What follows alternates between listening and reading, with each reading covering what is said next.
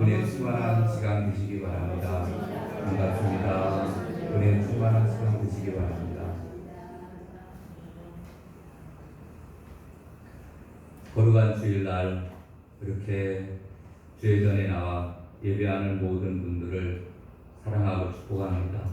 또 비대면으로 예배에 참석하신 분들도 동일한 은혜를 더하여 주실 줄로 믿습니다.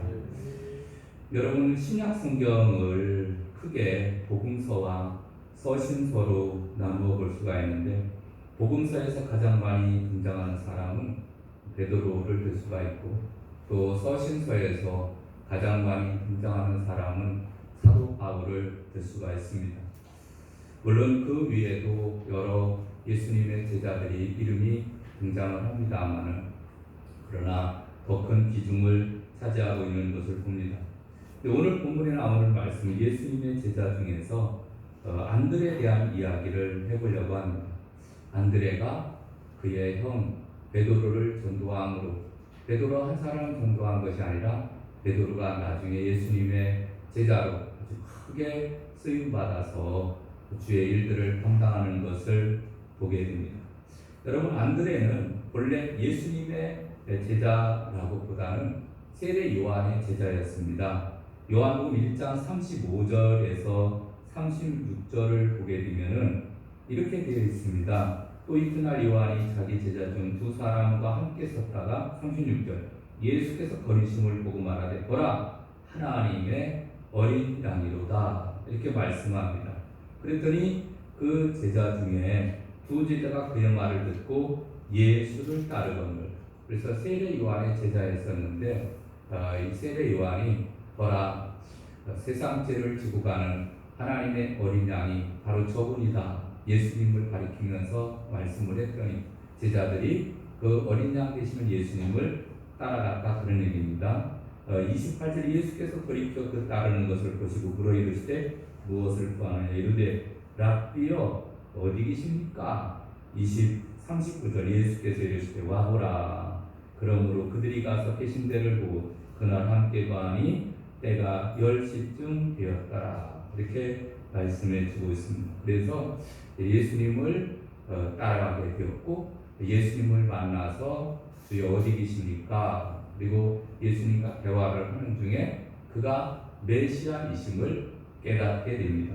그리고 이제 또 이제 먼저 그가 은혜를 받고 그 다음에 그의 형제였던 베드로를 찾아갑니다. 그리고 우리가 메시아를 만났다, 그리고 복음을 증거하게 되는 것을 보게 됩니다. 여러분, 안드레 하면은 별명이 있습니다. 그 별명은 먼저 부름을 받은 사람이라는 별명을 가지고 있습니다. 그러니까 예수님의 제자 중에서 제일 먼저 부름을 받은 사람이라, 이런 의미도 됩니다. 먼저 부름을 받은 자로 이제 그 안드레가 또 복음을 증거해서 다른 많은 사람들을 주님께로 이끌었던 것을 보게 됩니다. 안드레는 아집에 사로잡혀 있지 않았고 열린 마음을 가지고 많은 사람에게 사랑과 관심을 보여준 믿음의 사람이었습니다. 여러분, 오늘 본문 말씀을 통해서 안드레가 그럼 어떻게 그의 형제였던 베드로를 전도했을까? 첫 번째로는 안드레는 먼저 찾아가 전하는 것을 보게 됩니다. 여러분, 오늘 본문 40절을 봅니다. 요한의 말을 듣고 예수를 따르는 두 사람 중에 하나는 시몬 베드로의 형제 안드레라. 그가 먼저 자기 형제 시몬을 찾아 말하되 우리가 메시아를 만났다 하고, 메시아는 번역하면 그리스도라, 이렇게 말합니다. 여러분, 안드레는 예수님을 만나서 은혜 받게 됩니다. 그리고서 이분이 바로 메시아로구나 라는 것을 깨닫게 됩니다. 그리고 제일 먼저 생각이 나는 사람이 누구냐면 우리 형이 있는데 형한테도 예수님을 소개해 줘야 되겠다. 그리고 예수님의 받은 은혜를 이제 형한테 간다. 형, 내가 메시아를 만나서 그리고 형한테 예수님을 전해주고 증거하는 것을 보게 됩니다. 여러분, 참 아름다운 모습입니다. 이 모습은 형제가 우애가 좋은 그러한 상태에서 아마 이렇게 복음을 전하지 않았을까 생각합니다. 만약에 형제간에 서로 마음이 안 좋습니다. 재산 문제로 아니면은 또 무슨 문제로 어머니 아버지 모시는 문제 여러 가지 사람 살다 보면 복잡하지 않습니까? 그러면 서로 등 돌리고 안 보고 미워하고 이렇게 사는 사람도 많은데 여러분이 본문에 보면은 안드레와 베드레는 아마 베드로는 아마 형제간의 우애가 좋은 것 같습니다. 그러니까 은혜 받고서 제일 먼저 누구한테 전하고 싶었느냐 하면은 베드로에게 전하고 싶은 거예요. 그래서 형한테 예수님을 소개하는 모습을 보게 됩니다. 안드레는 베드로를 예수님께 예수님에게 안드레는 형 베드로에게 예수님을 전하고 그리고 이제 베드로가 예수님께 나아오고 또 결국은 이 베드로가 예수 믿어서 초대교회의 반석과 같은 위대한 전도자가 됩니다. 그러니까 안드레는 한 사람을 전도했잖아요. 근데 그 한 사람이 알복 신자였어요. 그래서 그 한 사람이 나중에는 엄청나게 많은 사람을 전도하는 그러한 기초가 되었다 그런 얘기입니다. 여러분 무디라는 사람도 마찬가지입니다. 그 무디를 전도한 사람은 선교사였는데 딱 한 사람 전도했어요. 무디를 전도했어요. 근데 이 무디가 전 세계에 다니며 복음을 증거하고 수많은 사람을 하나님께로 이끄는 그러한 역할을 했습니다. 한 사람을 전도했는데 그 한 사람이 큰 일들을 감당합니다. 그러니까 여러분 우리는 베드로는 될 수 없습니다. 무디도 될 수 없습니다. 그러면은 우리는 낙심하면서 나는 무디도 안 되고 베드로도 안 되니까 난 쓸모없는 사람. 그렇지는 않습니다. 여러분 안드레처럼 한 사람만 전도하면 됩니다. 물론 그러다 보면 하나님이 더 큰 은혜를 주시기도 하겠지만은 그러나 그 한 사람이 정말 완전히 헌신되어질 때 엄청난 역사가 나타나게 되는 줄로 믿습니다. 그래서 안드레는 제일 먼저 가장 가까운 그러한 형제에게 가서 복음을 전했던 것을 보게 됩니다.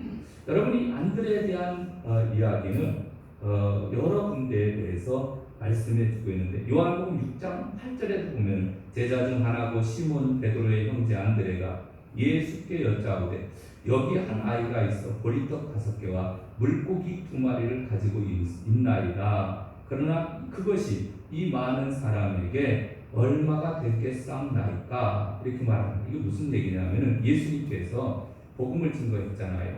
근데 거기는 광야였습니다. 이제 해가 어둑어둑 이렇게 해가 미어져 그 저녁 때가 될 정도로 그렇게 복음을 증거하다 보니까 사람들이 쫄쫄 굶었습니다. 하루 종일 굶으면서 너무너무 은혜로운 말씀을 전하다 보니까 그들이 밥 먹는 것도 잊어먹었다 그런 얘기입니다. 저녁 때가 되었습니다. 근데 이제 또 먼 길을 가야 되면은 기진맥진하니까 너희 중에 먹을 것이 있으면은 주어라 그랬더니 여기는 빈들입니다. 만약에 이 많은 사람들을 먹이려면은 빌립이라는 사람은 죽판을 딱 들여보니까 이건 한 200데나리온의 떡이 그중에 떡이 있어야 됩니다. 여러분 200데나리온이면 한 데나리온이 노동자의 하루 품삯입니다. 예를 들어 그냥 쉽게 10만 원만 따져도 200 곱하기 10만 원이니까 여러분 엄청나지 않습니까? 그렇게 많은 돈이 있어야 여기에는 그 많은 사람들을 먹일 수 있습니다. 그런 얘기입니다. 그러니까 그런 떡도 없잖아요. 근데 안드레는 사람은 근데 적극적으로 찾아보니까 한 아이가 보리떡 5개 또 물고기 2마리 있는 거 그걸 가지고 그거라도 예수님께 여기 한 아이가 보리떡 5개와 물고기 2마리 있는데 여기 있습니다. 그리고 가지고 오는 모습을 보게 됩니다. 그래서 다른 사람들은 이유를 대며 그 자리를 피했지만 그러나 안드레는 사람은 최선을 다해서 그 예수님 말씀대로 순종하는 모습을 보게 됩니다. 그래서 화가였던 머릴로라는 사람이 있는데 이 머릴로라는 사람이 안드레의 순교라는 그림을 그렸습니다. 그래서 여러분 안드레는 순교할 때 십자가에 이런 십자가 이렇게 돼 있잖아요. 근데 십자가를 이렇게 뒤펴진 상태로 사선으로 된 십자가에 그 못을 벗겨서 돌아가십니다.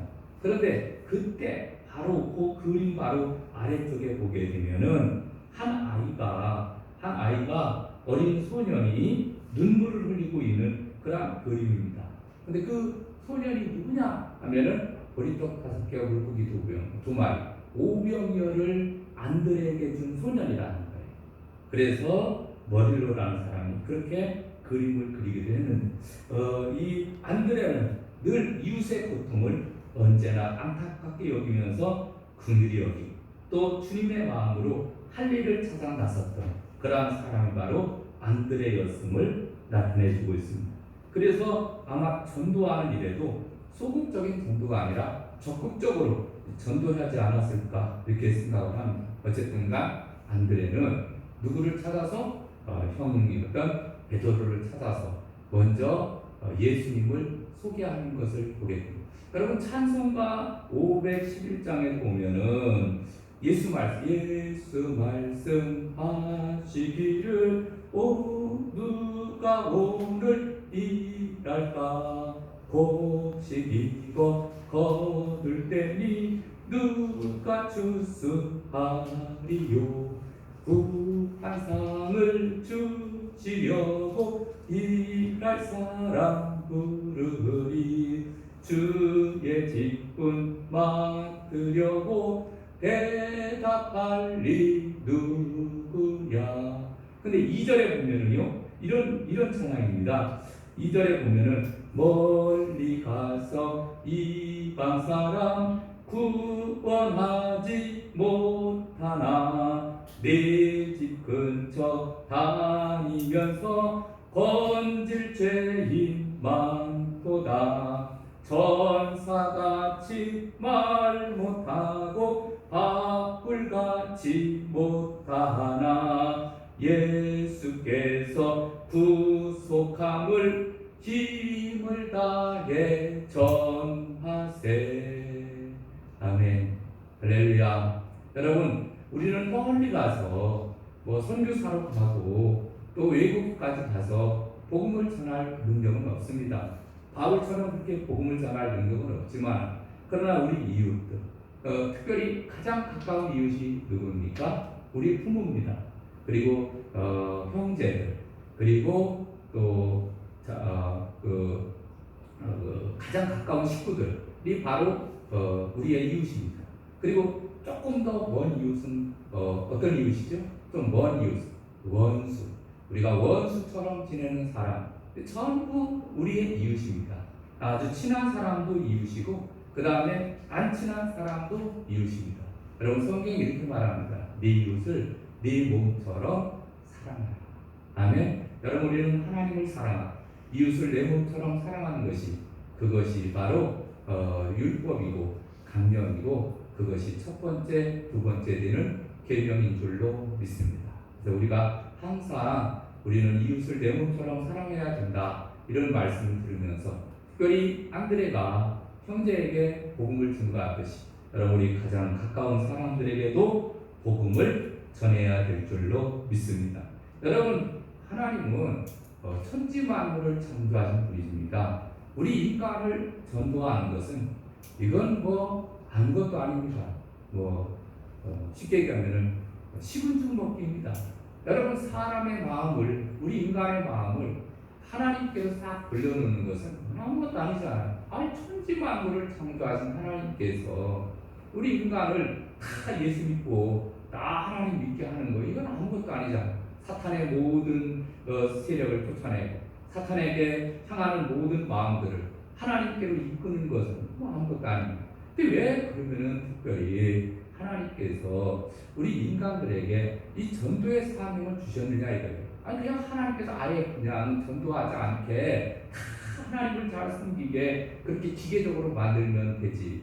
물론 가능하지만 여러분 우리가 기계 다 써봐서 알잖아요. 또리또리 하면서 그 기계가 다 움직이면 그게 무슨 감동이 됩니까? 그렇진 않잖아요. 여러분 특별히 우리 인간을 만들 때 하나님은 하나님의 형상으로 우리를 만들면서 우리에게 자유의지를 주었습니다. 자유롭게 하나님을 섬길 때 하나님이 가장 기뻐하시는 줄로 믿습니다. 그 다음 전도라는 것도 이렇게 우리가 주의 자녀된 자로서 우리가 전도하게 될 때 기뻐하시면서 우리에게 또 가만히 계시냐면 하나님 우리에게 큰 상을 준비하고 계시다가 우리에게 상급으로 채워 주시는 줄로 믿습니다. 하나님 우리를 사랑하셔서 이렇게 우리에게 이런 귀한 사명을 맡겨주신 겁니다. 자, 두 번째로 안드레는 자신이 만난 메시아를 전했습니다. 여러분 41절 다시 한번 볼까요? 그가 먼저 자기의 형제 시몬을 찾아 말하되 우리가 메시아를 만났다 하고, 메시아를 번역하면 그리스도라 이렇게 말합니다. 우리가 메시아를 만났다. 그래서 구약에 예언된 말씀을 그들은 늘 접하고 살았기 때문에 메시아 오기를 고대했습니다. 근데 예수님을 만나서 대화를 나눠보니까 이분이 메시아구나 라는 것이 확실히 깨닫게 됩니다. 그리고서 그는 자기가 만난 예수를 자랑하는 거죠. 내가 메시아를 만났다. 내가 은혜 받았다. 정말 내가 말씀을 듣던 중에 이분과 같은 사람은 없었다. 형도 와서 한번 이 말 한번 들어봐. 아니면은 또 동생한테, 아니면은 자매들에게, 여러분 우리 가족들에게, 아버지 어머니에게 우리는 복음을 전해야 될 줄로 믿습니다. 내가 만난 예수, 내가 정말 은혜 받고 내 인생에 여러 가지 문제를 가지고 너무너무 힘들어하고 고통 가운데 있었는데, 너무너무 아프고 또 문제를 가지고 있었는데 예수님 만났더니 그 모든 문제가 다 해결됐어. 완전히 모든 문제가 해결되어서 이제 그동안 막혀있던 모든 것이 뻥 뚫어지는 그런 기적을 체험했어. 형도 와봐. 너도 한번 와서 한번 그 예배를 참석을 해보고 또 한번 은혜를 받아봐. 이렇게 교회로 초청을 하는 거예요. 여러분 지금 안드레는 자기가 먼저 예수를 만났습니다. 그리고 제일 먼저 한 일이, 첫 번째로 한 일이 형 베드로에게 예수님을 알려준 것. 내가 메시아를 만났어. 내가 구세주 예수님을 만났어. 제일 먼저 한 일. 여러분 최근에 체험한 예수님의 은혜를 우리도 가장 가까운 사람들에게 전해야 될 줄로 믿습니다. 그래서 주일날 이어서 내가 받은 은혜, 낮 예배 때는 이런 말씀을 전했고, 또는 오후 예배 때는 이런 말씀을 전했고, 새벽에 내가 또 새벽 기도를 갔는데 새벽에 이런 말씀을 통해서 내가 은혜를 받았다. 그런 말씀들을 전해주는 것. 여러분 전도라는 것은 다른 것이 아니라 내가 만난 예수님을 소개하는 것. 내가 은혜 받은 구절들을 그냥 전해주는 것. 내가 이런 말씀을 들었는데 너무 은혜가 되더라. 그러니까 나를 구원하시고 나를 도와주시고 나를 축복해 주시는 예수님을 말하는 것이 전도인 줄로 믿습니다. 여러분 많은 사람들이 전도 이렇게 얘기를 하면은 좀 지루해 하기도 하고, 그 다음에 또 전도 잘 못하는 사람들이 너무 많습니다. 또 안 합니다. 그 세 가지로 정리해 볼 수 있습니다. 그럼 왜 사람들이 신앙생활을 한 40년, 50년 막 하는데 왜 전도를 안 할까? 분명히 성경에는 전도에 대한 부분을 이야기하거든요. 근데 왜 전도를 안 할까? 세 가지입니다. 첫째, 구원의 확신이 없기 때문에 그렇습니다. 그러니까 자기가 구원받았으면요, 죄와 사망의 권세에서 구원의 확신이 있는 사람들은요, 자기가 느끼고 체험한 예수를 자신 있게 전할 수 있거든요. 근데 구원의 확신이 없는 거예요. 없으니까 교회를 나오라고 이야기를 못하는, 예수 믿으라고 이야기를 못하는. 두 번째, 구원의 감격이 없기 때문에 나 같은 죄인을 살려주시고 구원해 주신 은혜가 너무너무 감사해요. 죽을 죄인이었는데 나를 살려주신 것이 너무너무 감사한 그 감격이 사라진 사람들. 다시 말해서 이전에는, 처음에는 예수 믿을 때는 너무너무 좋았어요. 그런데 한참 지나다가 보니까 이런 감격이 사라진 거예요. 사라진 사람은 절대 전도하지 못합니다. 세 번째, 영혼을 사랑하는 마음이 부족한 사람은 전도하지 못합니다. 영혼을 사랑하는 마음. 여러분 가족 중에서 안 믿는 사람이 있습니다. 분명히 그 사람 그냥 내버려 두면은 지옥 갈 것을 압니다. 근데 그냥 나만 가면 되지. 마누라가 예수 믿으니까 아마 붙잡고 하면 될 거야. 여러분 성경에 그런 말씀 한 구절도 없습니다. 여러분 그러면은 우리 중에 예를 들어서 아버지만 예수 믿으면은 다 아버지 덕에 다 구원받았다. 그러면 무엇하라 우리를 만들었습니까? 왜 우리를 이 세상에 태어나게 만들었습니까? 그냥 아버지 한 사람만 만들면 되지. 여러분 교인 중에서도 예를 들어서 마찬가지로 뭐 권사님이든 집사님이든지 권사님이 다 전도할 거고 그 다음에 집사님들이 다 전도할 거야. 여러분 그러면 그분만 그냥 한 분만 예수 믿게 하면 되지. 왜 나도 예수 믿게 되었습니까?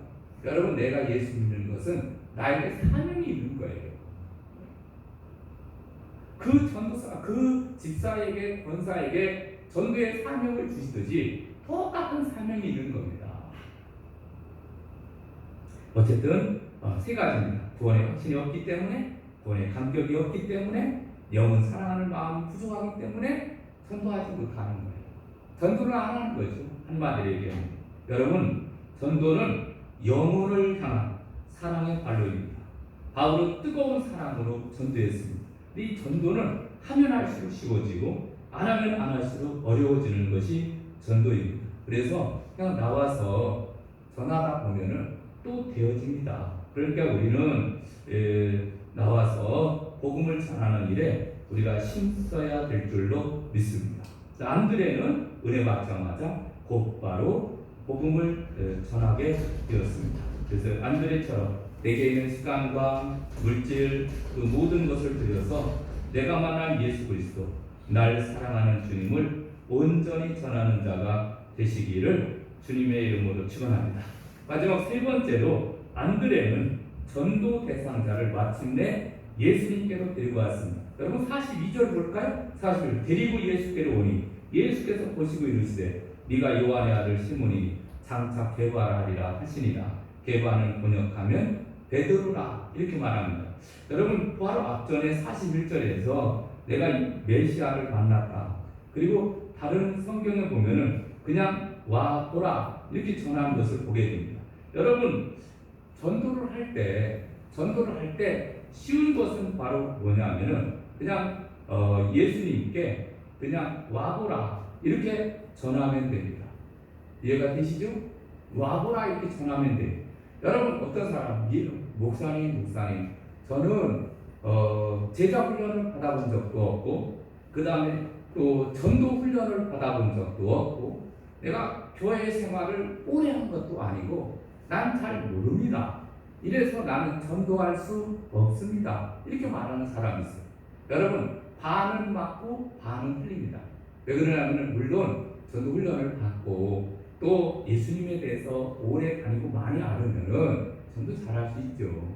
그런데 꼭 그런 것은 아닙니다. 왜 그러냐면 여러분 안드레가 지금 전도 훈련 받았습니까? 아니면 뭐 세미나에 참석을 했습니까? 그렇지는 않습니다. 이제 예수님을 처음 만난 거예요. 만나서 이분이 메시아구나 라는 것을 깨닫습니다. 그리고 곧바로 가서 내가 메시아 만났어. 와보라. 와서 같이 우리 교회 가자. 그리고 인도할 거예요. 그러니까 우리는 전도는 간단합니다. 여러분 전도는 단순합니다. 왜 그러냐면은 여러분 전도는 내가 그 모든 것을 다 알고 전도에 대한 걸 다 알고 그래서 우리가 사형리처럼 우리는 하나님이 우리를 사랑하셔서 천지 만물을 창조하시고 우리 인간을 사랑하셔서 창조했다. 근데 우리 인간이 죄를 범했다 이거죠. 선악과를 죄를 범해서 지옥 가는 인생이 되었다. 그래서 우리가 지옥 가게 되었는데 하나님은 우리를 사랑하셔서 독생자 예수님을 보내주셨어요. 그래서 예수님을 믿음으로 구원받게 하셨습니다.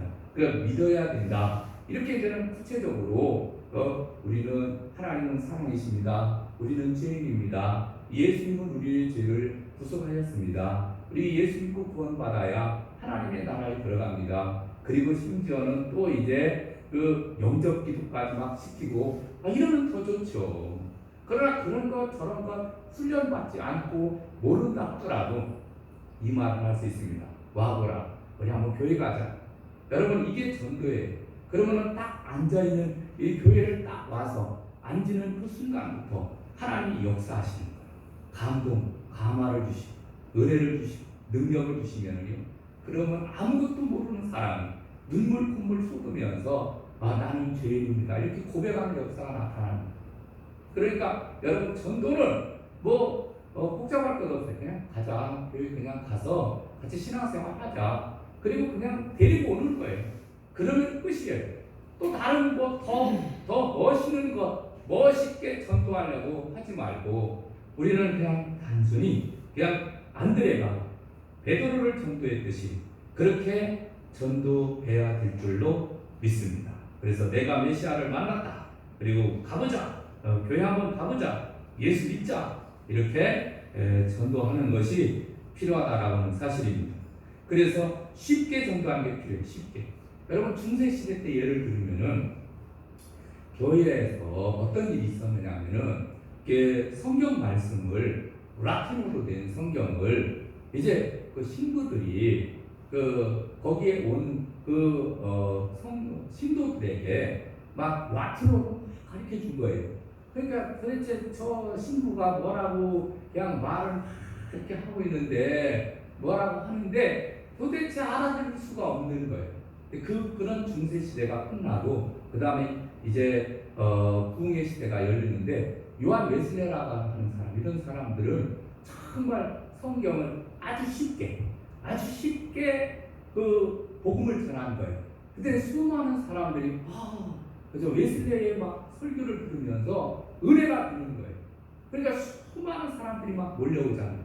그때 부흥의 역사가 막 폭발적으로 일어나는데 여러분 설교도 마찬가지로 쉽게 할 때 많은 사람들이 감동을 받으시고 전도도 우리가 그냥 전도할 때 너무 어렵게 전도를 하면은 뭔 내용인지 알아듣지 못할 뿐만 아니라 이게 전도가 잘 안 됩니다. 그냥 쉽게 가보자. 교회 한번 나랑 같이 가자. 그러면 되는 거예요. 그러면은 그것도 못하는 사람도 너무 많이 있는데 여러분 전도는 가자. 전도는 초청이다. 아멘. 그래서 형제 베드로에게 와서 보라. 이렇게 간단하게 전도를 했습니다. 전도를 했을 때 베드로가 이제 나오게 되었고 그가 예수님의 제자가 된 그러한 축복을 받게 된 줄로 믿습니다.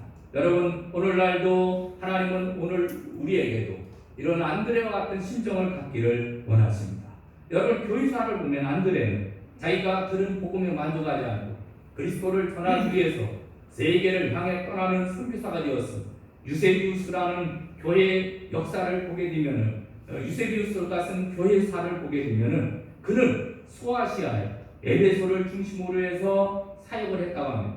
260년경에 기록된 안드레 개인의 삶에 대한 자서전과 같은 책인 안드레 행전이라는 것이 있는데 그 안드레 행전에 보면은 안드레는 러시아의 남부까지 찾아가며 스키타이라는 지역에 가서 복음을 전하다가 돌에 맞아 죽을 뻔한 위기도 당합니다. 그는 러시아에서 히락으로 돌아와 그리스의 아가야로 와서 페투테라라는 곳에 머물게 됩니다. 이때 에게테스라는 주지사한테 죽음을 당했는데 그 부인과 동생에게 복음을 전했어요. 그랬더니 이 주지사가 화가 나가지고 나중에 이 안드레를 죽이게 되었는데 X자형 십자가에 매여서 죽였다고 합니다. 그때 주지사가 이렇게 말합니다. 그대는 지금이라도 예수 믿는 신앙을 포기하고 그대의 목숨을 보존하라. 이때 안드레가 지사님이여 그대는 그대의 영혼을 잃지 마시오 라고 하며 숨을 거두며 이런 기도문을 남겼다고 합니다. 오 그리스도 예수님이여 나를 받아주소서. 내가 본 그분, 내가 사랑하는 그분 안에서 나는 내가 되었나이다. 주님이시여 당신의 영원한 나라의 평안 가운데 이제 나의 영혼을 받아 주옵소서. 그러니까 이 안드레는 예수를 만나고 제일 먼저 형에게 복음을 전하고 그리고 그는 그 뜨거운 열정을 가지고 러시아에게도 복음을 전하고 또 스키타이라는 지역에 가서 복음을 증거하며 하나님 나라를 전하다가 X자형 십자가에 매달려서 돌아가셨다는 거예요. 여러분 오늘날 이러한 안드레의 모습을 보면서 여러분 우리들도 열심히 또 복음을 증거하고 하나님 나라를 전파하는 저와 여러분 되시기를 주님의 이름으로 축원합니다. 우리 찬양하고 기도할까요? 찬송가 502장 드리겠습니다.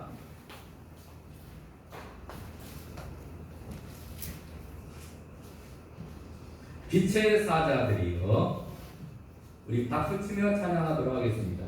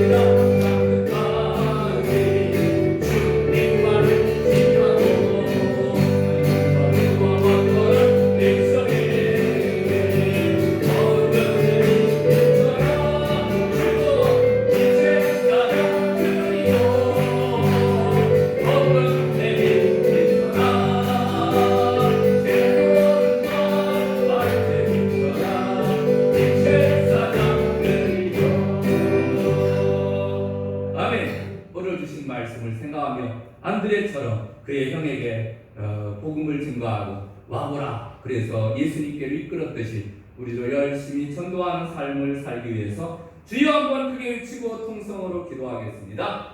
주여.